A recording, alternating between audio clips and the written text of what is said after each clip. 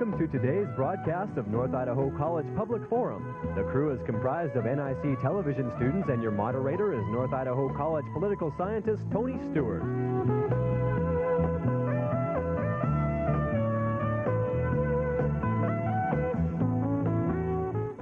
Welcome to our program. Today our guest is James Kramer, who is an artist, and we're very happy to discuss with him his really great works. And he does what we call graphite drawings, and you'll be seeing a number of those on our program as we discuss this topic. He is truly a gifted artist, and Mr. Kramer, it's a pleasure to have you on the program. Well, thank you. And I'm happy today to have on the panel to question our guest and to assist in appreciating this artwork. First of all, Janelle Burke, who is an Idaho attorney, and next to her is Steve Schenck, who is the Dean of College Relations and Development at North Idaho College, and I shall ask Janelle Burke to commence the questioning. Well, Jim, is that James, the way you... preferably. James, preferably. James, can you tell us a bit about your background? How did you come to be interested in drawing? When did you first realize that you liked to do this thing? Well, probably one of my oldest memories of when I was a child. My mother still has, she's saved through the years all the placemats from restaurants, because whenever we went into a restaurant when I was a small child, I always had to turn them over, and the only way they could keep me shut up was to give me a pencil and I'd draw away. My mom was always, she always considered them Picassos or Goyas, so she always folded them up and put them in the purse for posterity. And what kinds of things did you draw then? Were the animals, well, a lot of animals? Yeah, it kind of went through phases. At first it was a lot of tanks and planes and stuff like that, you know, and then it just kind of progressed through the years, and then slowly I began I slowly just decided that was the way I wanted to go. Did you go to school then, and did you develop a particular interest? Did you try other kinds of art forms, like did you try painting before you kind of narrowed yourself into drawing with pencils? Yeah, I dabbled in many different styles and techniques, but I think drawing was one of the few that I really honestly enjoyed, and one of the mystiques about it is that you really don't see it very often, or that is in extreme detail. You don't see it very often, and so I'm kind of hoping that is going to work in my advantage, and so far it has. In terms of formal education, what kinds of formal education might you have had? Well, in art, none. So it was strictly something I kind of just developed on my own. I never really, you know, I always knew I could draw, and I was good at it, but I never really took it seriously until about 2.5 years ago, when I surveyed for about 6 years. I was a surveyor, and I was in the Colville Mountains up above Ione, above the reservation there, and had an accident. I fell in the mountains and hurt one of my legs, and so that put me in the hospital, and I had to have extensive knee surgery. And some years before that, I had extensive knee surgery on the opposite leg. So by the time I got out, they said surveying was pretty much nil.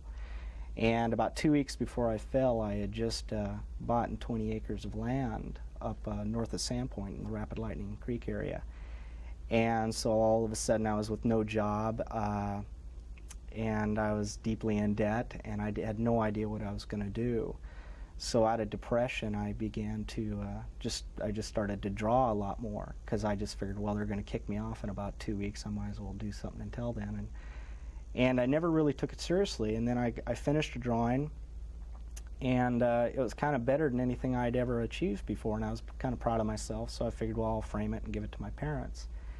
And so I took it into Sandpoint, and I went to the Selkirk Gallery there, and Ellen Klein, she owns the gallery there, and she got all excited about it, and I figured, well, she's either stupid or doesn't know what she's talking about, you know, because all it was a silly drawing as far as I was concerned. And then it sold right away. She told me I should try to sell it, and it sold right away. And then so she said, go back and draw some more, you know. So I came back with some more drawings, and I sold some more, and I was able to make my land payment, and that's all I've done ever since. She introduced me to Jim Jennings of Sandpoint, Idaho. He's kind of working as my agent, has been for some years now, and it's just slowly been uphill from there. And how do you train your eye to begin to see things that you might know you want to draw, or how Do you see the things differently than I see them because you're looking at them with an artist's eye? Well, I imagine we see things probably mostly the same if any of my stuff appeals to you, because that's the reason it appeals to me. It's probably for the same reasons. I'm fairly old-fashioned, and I love nostalgia. I love drawing things of the past, and that's what appeals to me. And then there's also the composition you have to keep in mind, and then there's sometimes I don't know if I can achieve the effect I want, so I kind of hold off on it until I think I'm ready. But there's certain things you have to look into before I start drawing. Do you ever start something and then not finish it because you're dissatisfied with the product? Oh yeah, I've got quite a few drawings. Where I live, there's no electricity, and so I use kerosene, and I've got an outhouse, and it's a big fancy outhouse, and the whole inside of the outhouse is plastered with all my drawings that are half done or all the way done or that I don't like, and kind of works as an incentive to do better. Steve Sheen. James, would you say, and I'm going to assume that you have other friends who are artists, Sandpoint's a community that seems to attract artistic people. Have they all had as easy a time making a transition from other occupations to full-time professional as you've had? Well, I think to begin with, there is, no matter what, there's a struggling period. I'm definitely not ready to pick out my Porsche yet. So, and there are times, the thing about art is that you have to realize you don't know when the next bit of money is going to come in. So it's not steady, and you have to get used to that. So there's times when I'm doing pretty good, and there are times when I'm pretending water's wine and cream corn's meat. So it just kind of comes and goes. But no matter what, I think you have to do some struggling. You said you're pretty much a self-taught artist. Are you learning the same way about the commercial aspects of the business? Have you found out something since you began 2.5 years ago about what sells and what doesn't? Yeah, I think the one thing I'm lucky about is the people that have been helping me have always said, don't try to appeal to the masses. Strictly draw what really feels good to you. Because for a very brief period, I did a series of drawings that really didn't appeal to me, but I figured they'd appeal to people, and I still have them, and I imagine I always will. So it kind of taught me right there I should just strictly stick with what I enjoy the most, because that's what I do the best. Where are you exhibiting now? I'm exhibiting in Sandpoint at the Osprey Gallery, and in the Selkirk Gallery in Sandpoint, and then I've got some drawings at the Absolutely Northwest Gallery here in Coeur d'Alene, and then in the Colburn Gallery in Spokane. So. Coeur d'Alene has become, I think, justly famous for its Art on the Green, summer art and crafts exhibit every year. Have you exhibited there in the past? Well, I was invited last year, but I had a show commitment already, and I wasn't able to make it, but I'm hoping to be able to do it this year. Good. We'll look forward to that. Yeah. Is exposure something that you're actively seeking? Yeah.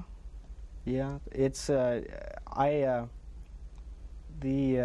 salesman and the commercial aspect of being an artist doesn't greatly appeal to me. I just soon sit up in the hills with my pencils and draw. But I've also learned that I've also got to go out and have the exposure, get my name known, and so it's something that I think has to be done no matter what.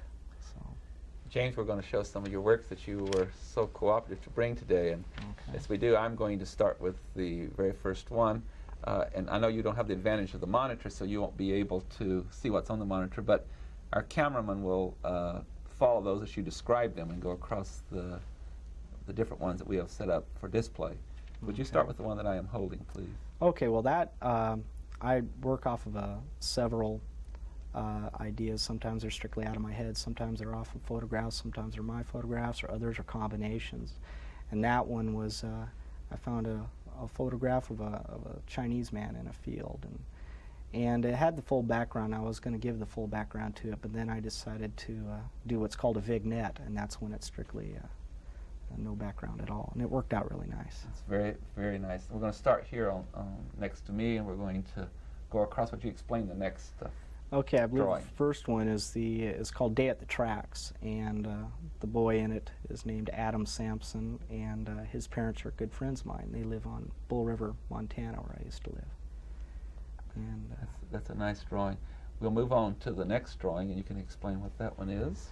okay, I forgot what it is. I really can't see it. So, oh, okay, that's called Castle Walk, and that's the Castles, and they were a famous dance team in the 20s, during the Roaring 20s, and that one is kind of a popular one. Then the third one, across the way.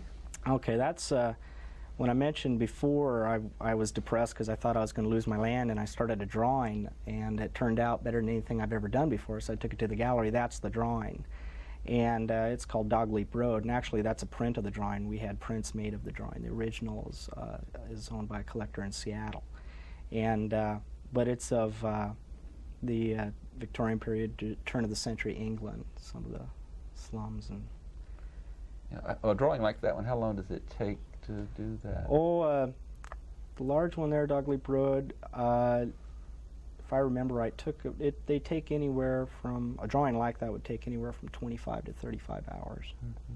And then the one that's next to you. Okay, that should be, that's called Comrades, and that's just three boys kind of hanging out. And that's owned by Jim Jennings of Sandpoint, Idaho. You, as you do those, like someone writing a play or a book, you must get inspiration Yeah, from something you see and then decide to do that. exactly. Yeah, I try to take my camera most everywhere I go.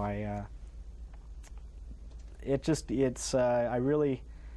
been very few times that I've gone out and said, well, I'm going to try to get inspired today, and I end up, just going fishing or something, not getting a darn thing done. But it just seems like all of a sudden something will strike me, and I'll end up doing some sketches or trying to get a hold of a camera or something. Then we're going to go to two more that you have, and we're going to do the bottom one first. That is your. Okay, that's called Gas 25 Cents, and that's in New York. And I found an old photograph out of an old book, and it was just of this old gas station. It kind of appealed to me, so I kind of added and deleted and tried to make it as interesting as possible. When you, that brought another question to mind. When you finding photographs from different things and you do those, is there any different inspiration you get from that than when you actually do a scene where you're there yourself? Right.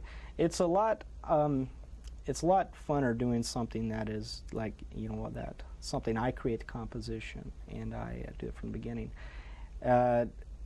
When I very first started, I didn't have a good camera or anything, and I didn't have the time nor the resources for the developing, because I use black and white film, and it's a little more expensive to develop. And so I kind of depended at first on going to the library and trying to find something that appealed to me, and like I said, getting photographs and combining, and then a lot of it is from study work, which is sketching stuff out of your head and making it fit into the composition. And then, but as time's gone by, I'm able now to rely more on my own compositions. And we have one more drawing that we will let you describe for us. Yeah, that's a satin gown, and that was the what's called the headpiece for my last show, which was last December, and it's of some ballroom debutantes, so to speak, and some while back, and that is owned by a man in Trout Creek, Montana. Okay. Well, thank you very much. Thank you. Chanel. I would like to talk with you a little bit about the life of an artist and what kinds of things you do. Do you get up in the morning at 8 o'clock and go to work, and then you stop at 5 o'clock? Or do you work just when you feel like it? Well, I think my personal feeling is anybody that says I have to be inspired to create it's strictly an excuse for laziness, because I doubt if I'd get very much drawing done. Most of the time when I sit down to draw, I really don't feel like drawing. I'd just soon be outside doing something else. But within 10 minutes, you couldn't drag me away from what I'm doing, because then all of a sudden I'm just indelved. And it's something you have to kind of just sit down. It's hard to sit down and get started, but once you do, you don't want to stop. And then how long do you generally work without a break? How long is an average time that you might work without a break? Well, I'll usually work from anywhere from 2 to 3 hours, then take like a 30-minute break. And if the drawing's going well, if it's turning out like I'm hoping it would, excuse me, then usually I'll go back and try to put a couple more in. So the life of an artist is not all play. It's a lot of hard work. Yeah, exactly, and it's a lot of insecurity. Now, in terms of what you're working on, do you work on 2 or 3 things at a time, or do you start something and you follow it through to pretty much completion and then you start something else? Well, on a large drawing, I'll usually end up getting pretty bored with it. And so I'll start another drawing at the same time, then I'll kind of go back and forth. But usually if it's a small drawing that's only going to take me a day or 2 to do, I'll just stick through it and get it done. And complete the whole thing as Right. you're going. Now, your drawings that you've brought here today are black and white. Do you do portraits? If someone were to ask you, can my child sit, or can my husband or wife sit, or would you do a portrait? Do you do that kind of thing, or would you take the photograph and then you would do it from that? Well, I do it either way, but what I really try to avoid doing actual portraits. What I've done in the past is, like, if a man said, "Oh, you know, I want my daughter, I want you to do a portrait of my daughter," and what I would usually do is I'd say, "Well, I'll do a picture with your daughter in it, and I'll make her the main subject matter." But what I try to do is make it more of a character study, to where that way the drawing would appeal more to more people than just her father and the daughter. More like the picture "The Day at the Tracks" where Adam Sampson's in it. They wanted a picture of him. So what I did was, instead of him just sitting there, I used to where he fit in with the composition, and there was a whole theme behind it. And in the long run, well, in fact, every time they've always been happier with what they've gotten. They've always kind of wondered at first, but they've always been happier in the end. Steve Sheen. Do you see an evolutionary process taking place here? The work you've brought us is pretty much period stuff, and you mentioned that's old-fashioned things appeal to you. Is that the bulk of what you've created so far, or do you do more modern drawings at different stages? Well, if they're not older period themes, then what they usually are is nostalgic type of pictures, like pictures that could that would appeal to anybody at any age. Pictures that could be, you wouldn't be able to really tell if they were 1989 or 1952. Like "Day at the Tracks" again. That picture, like, there hasn't been a boy in American history since the Iron Horse came across the plains that hasn't spent his day on the tracks. And therefore it appeals to everybody, I feel, and it appeals to me, which I think is most important. What about other media? Are any of those appealing to you? Do you see yourself at some point in the future not devoting yourself exclusively to pencil drawings?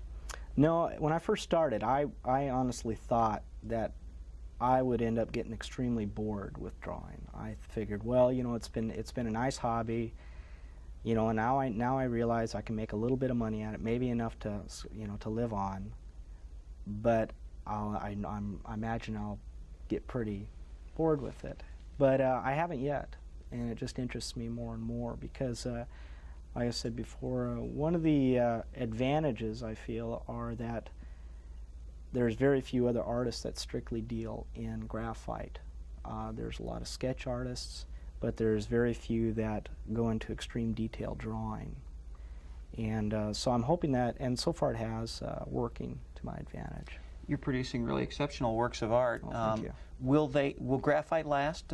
Will it be here centuries from now, like oil paintings? Yeah, what I do is I buy drawing paper, and it's known as 100% rag paper, and what it does is it won't yellow through time. And then the graphite I use is good graphite, and then when I'm done with the drawing, I put an overlaying matter of what's called fixative, and it's just like enamel over paint. What it does is it protects it, so they won't yellow or anything like that. They'll last longer in the painting. And then when you put them in the frames, that further seals them from... Exactly, there's glass over them.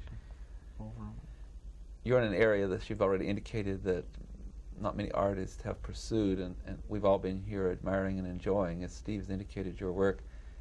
But one of the great gifts that one gives to others is not only their production, but passing this on to others in the future.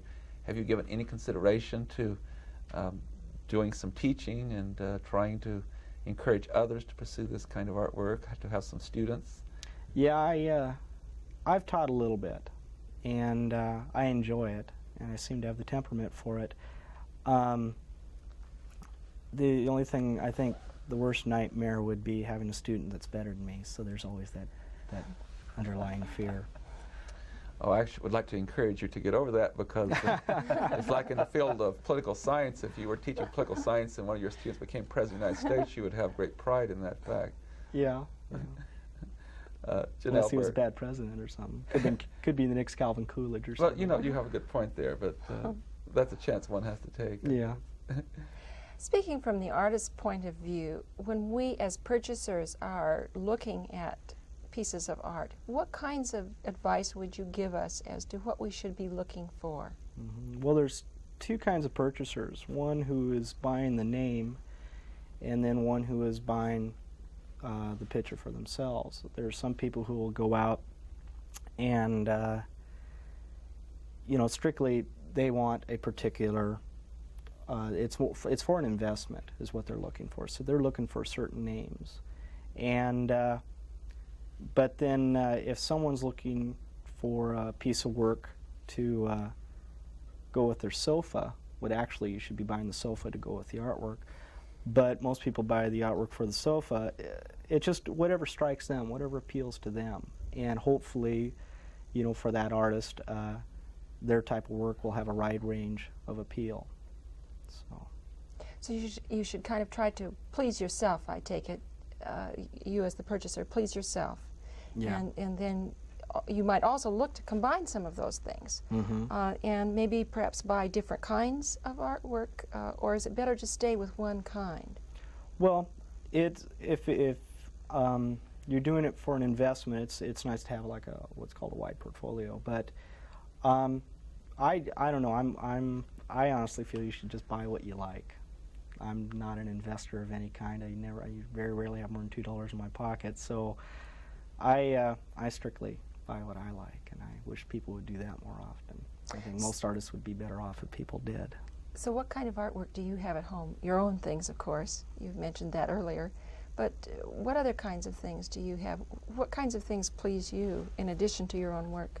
Well, I have several friends that are artists, and I like to do some trading with them.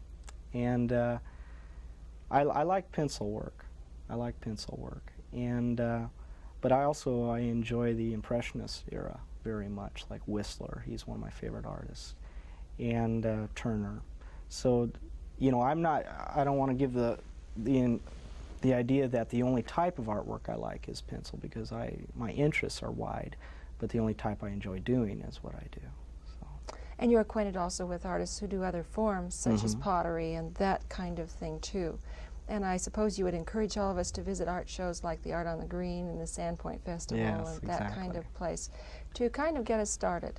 Yes, exactly. I think people kind of underestimate. They often think that, well, I was one of them, and that the art world's kind of a upturned nose type of, very stuffy people, very type of elitist type of clubs, but it's not true.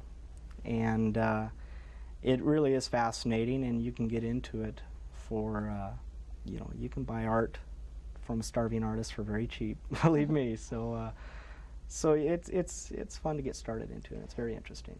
And what about galleries? Would you encourage people to go there too? Because sometimes I think people think the gallery is not for me, but a show is really fun. Is that right? And you get to meet the artist and learn something about that person. What goes on at a gallery? Well, basically, I just walked in, and I honestly thought that, well, you had to be in some sort of union or club for a gallery to even look at your stuff, but it's rather easy. If any artist feels that they have their best work, just simply find a gallery and take it in there and at least ask for their opinion. And as a purchaser, I can go to gallery shows. Would you encourage people to go to gallery shows, that kind of thing? Oh, yeah. Oh, yes. Try to get onto the gallery's mailing list, which costs nothing, and what it does is, and you don't get tons of junk mail. what it basically does is you just receive invitations from time to time for various art shows being held for artists. And they're a lot of fun. And I believe you've brought some here with you of your own invitations, and they're probably typical of the kind of mailings that would go out and encourage people to come and, and they're somewhat sample typical. Exactly, what you have to offer. Yeah, they're a lot of fun. I've had 2 one-man shows, and the first one was in December of '87, and the second one was in December of '88. I want to interject here before we run out of time, and we'll go back to Steve, but you've been so good to come and share your talent with us. Do you have a show coming up soon that our viewers could see now as of the beginning of June of this year anywhere at this time? Well, right now I'm being exhibited at the Colburn Gallery on First Avenue in Spokane. Well, not First Avenue, Riverside in Spokane, the Colburn Gallery, owned by Mary Cordes. And so right now I have a large exhibition there that will be there for quite a while. Okay. So, thank you, Steve. thank you. James, you mentioned that some of the works you brought today are originals and some are prints. How do you make that decision? Do you decide in the drawing stage, I'm gonna have prints made of this, or? Well, there's a lot of money to be made in prints, but the only problem is if you overdo it, you end up proselytizing your name, and it ends up, you just see your stuff everywhere. And at first, you'll make a lot of money if your stuff appeals to people, but in the end, you'll find you'll have a lot of interest waning because your stuff becomes extremely common. So I've only had one print made of a picture, but one printing of a picture made. But and usually they make all together in one printing about 5,000 to 10,000 prints, and I made just 75 because what I wanted to do was really not for the money, but what I wanted to do is just get a little more exposure and to make it so that hopefully my prints in the future would be worth quite a bit of money because they are extremely rare. I'm so sorry to interrupt, but we're out of time. I know I speak for Janelle and Steve and our staff when we all say thank you and congratulate you on this fine work that you do and how much I know that many people enjoy your talent. Oh, thank you. Ladies and gentlemen, our guest has been James Kramer, who is a graphic drawing artist, and I know you've enjoyed his work, and we'd like to take this opportunity to invite you to be with us again next week at this same time when we will discuss what we believe to be an important topic. Until then, please have a good week. I am Tony Stewart.